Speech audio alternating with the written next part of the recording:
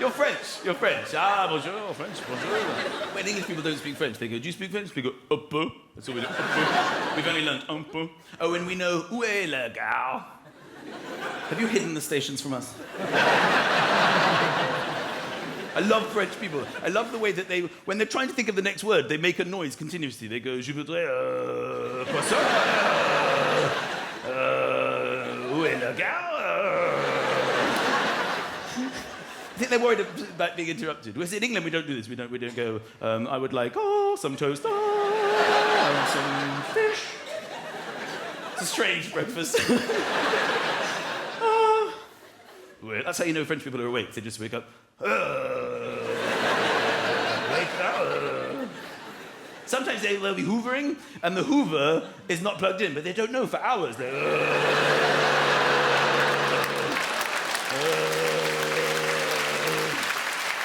But hang on!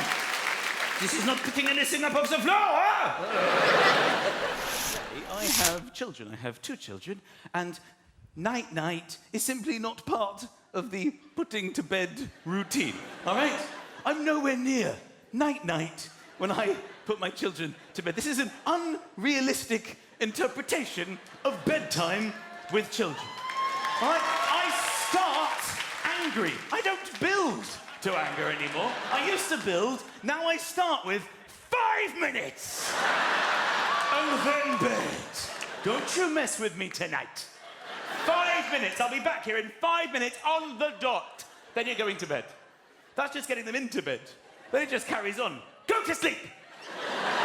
Don't you mess with, close your, you have to remind them how it works. Close your eyes and go to sleep. I have no idea how exhausted I am and your mother is because of this. Go to sleep. You selfish little shit. Close your eyes and go to sleep. Enough is enough. Do you know that your mother and I haven't had sex in weeks because of this? Do you know that sometimes she says to me in the afternoon, oh, maybe tonight, Michael, you'll get lucky when the kids are asleep. You're never asleep! Go to sleep! Night-night. That's pretty much how it goes. Don't get me wrong. Night-night is part of it.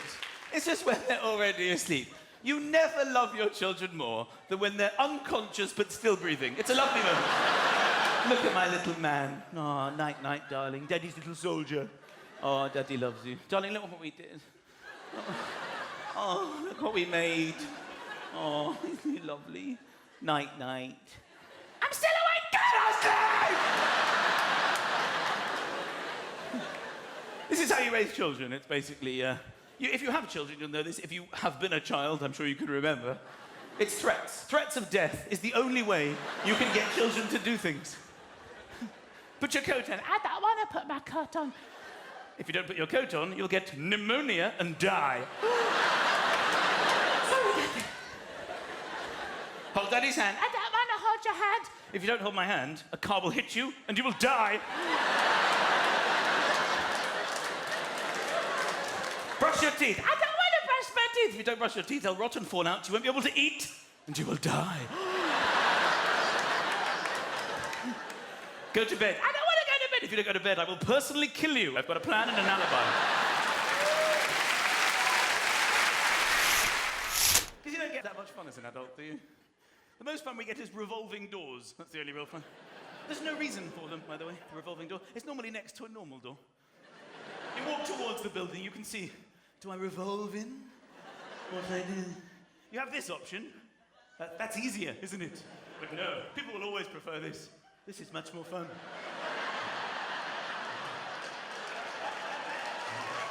That's the life, isn't it? Also, you don't have to hold it for anyone.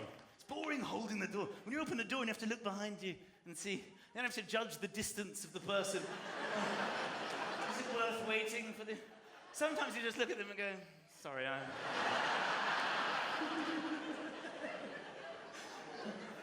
The revolving doors can be quite tricky as well, especially when you're with somebody and the segments are coming round. and you have a split second. They go in their segment and they look to you like, are you coming in my segment? You're like, I don't know. All right, I'm in your segment with you. It's a bit cramped. I should have taken my own segment. Or they'll take a segment. You go, I'll take my own segment. You go in here, you're fine, I'm fine. I'm in my own segment. Then some complete stranger, get out of my segment!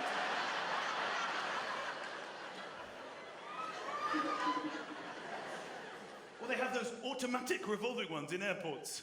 Huge, big ones. With a flower display in the middle. Is that something you guys added? You know what this revolving job means? You know, you walk into an airport for 2 to 3 seconds. There's no shrubbery. We could definitely jazz this up a bit.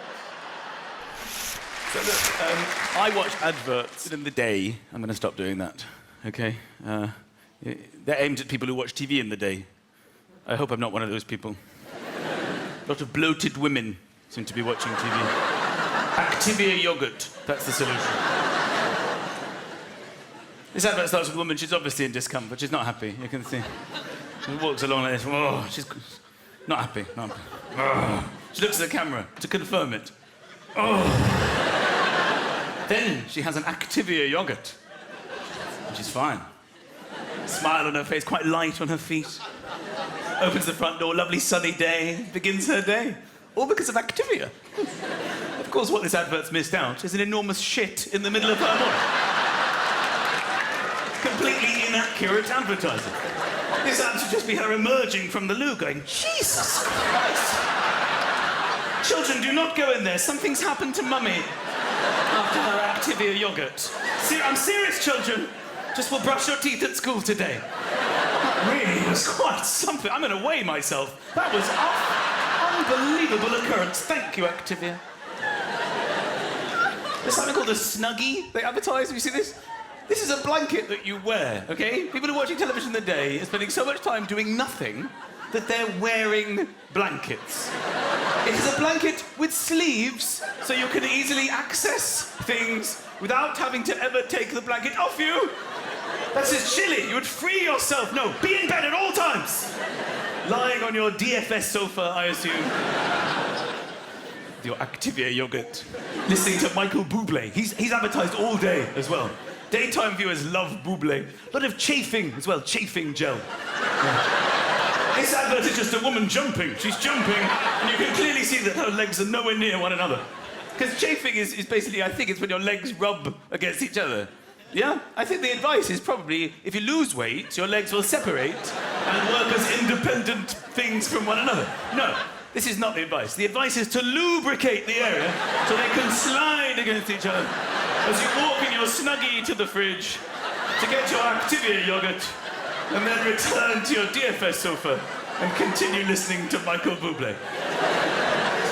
Tenor lady as well. I didn't know what it was.